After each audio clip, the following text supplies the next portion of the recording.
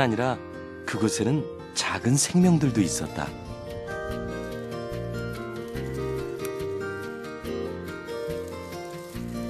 인근에 있던 돌을 들추니 그 아래로 습지 생물들의 세상이 펼쳐졌다.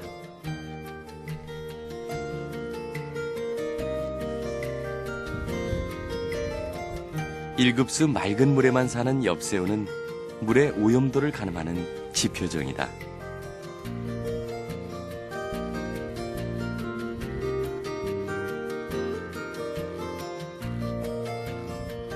장도 습지의 물이 1급수를 항상 유지하는 데엔 유기물을 잘게 분해하는 엽새우도 큰 몫을 한다.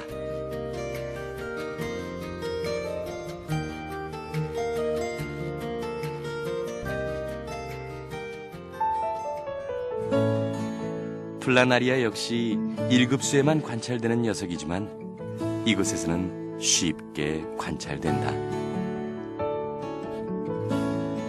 녀석은 유선형의 몸을 느렸다 줄였다 하며 이동을 한다.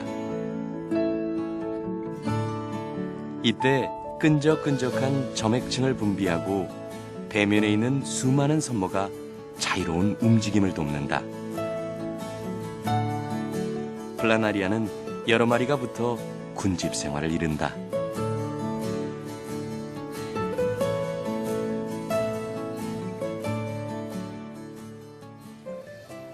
그렇다면 맑은 물에서 사는 또 다른 생명은 어떤 것이 있을까?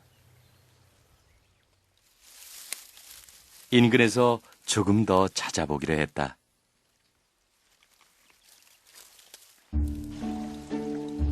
역시 기대를 저버리지 않고 물속에는 반가운 녀석 가재가 숨어 있었다.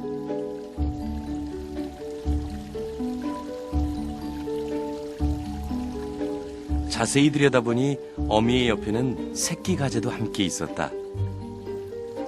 새끼가 알에서 깨어나도 성체가 될 때까지는 새끼를 품고 다닐 만큼 모성애가 큰 가재.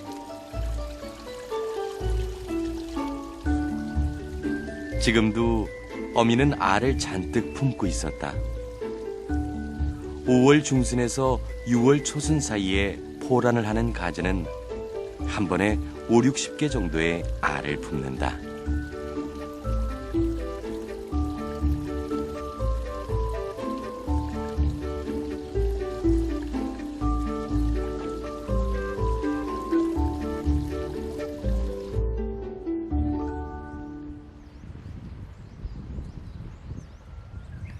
습지의 정상 부근을 지나 조금 더 깊숙한 곳으로 들어가 봤다.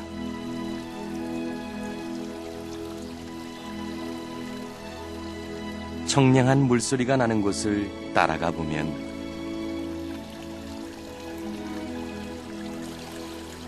마치 깊은 산속에나 있을 법한 숲속 계곡이 흐르고 있다. 물이 부족한 섬에서는 상상조차 하기 힘든 모습이다.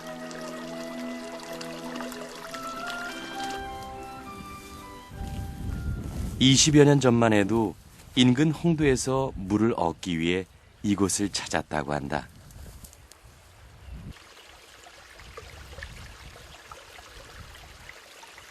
지금은 습지의 물을 바로 사용하지 않고 습지를 거쳐 내려온 물을 받아서 사용한다.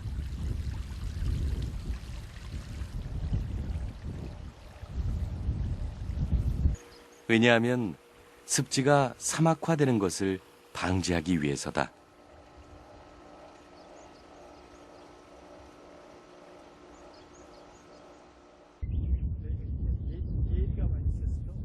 장도 습지에 물이 풍부한 이유는 무엇일까?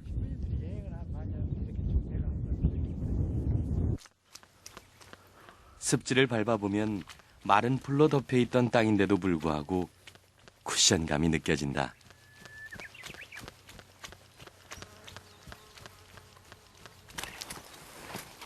가까이에서 확인해보니 땅을 밟을 때마다 물이 나왔다. 이처럼 장도 습지가 놀라운 수분 저장 능력을 가질 수 있었던 이유 중 하나는 바로 이탄층이다.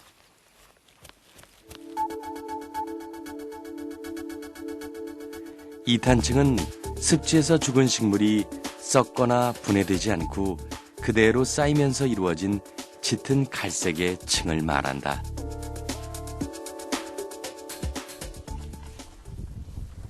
장도 습지의 발견 당시 토양층을 살펴보기 위한 샘플링을 통해 30cm 길이로 압축되어 나온 장도 습지의 토양은 한눈에도 확연한 차이를 보였다. 진한 색을 띠는 맨 윗부분은 영양소들이 모여있는 유기물층이다. 반면에 연한 아랫부분은 점토처럼 물이 스며들지 않는 불투수층이다.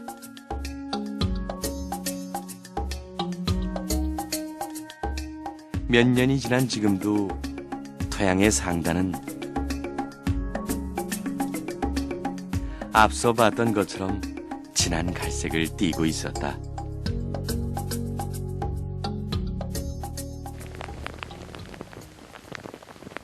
장도 습지에 비가 내린다.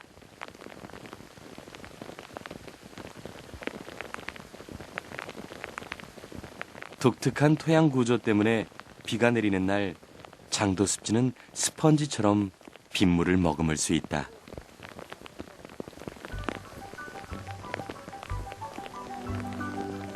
비는 작은 생명들에게는 시련이지만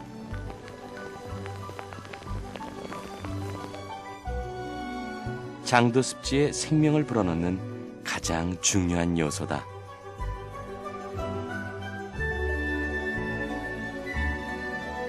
장도 습지는 특이한 지형과 토양 구조로 인해 섬 정상에서도 물이라는 큰 축복을 가질 수 있었다.